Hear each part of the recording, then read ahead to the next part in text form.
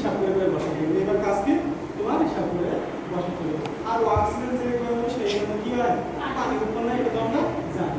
দেখো বর্ষা কয়টা আছে দুইটা আছে K2 ক্রোমিয়াম আমরা কি উৎপন্ন হয় তা তো জানি CR2SO3 কারণ কি সে ধাতু তার সালফেট ধাতু তার সালফেট ওকে আয়রন এখানে এটা কি উৎপন্ন হবে ফেরিক সালফেট উৎপন্ন হবে তাই না Fe2SO3 ওকে কয়টা আছে 6টা এখানে আছে কয়টা 2টা তাহলে কত হবে 3 এবার আমার কি আছে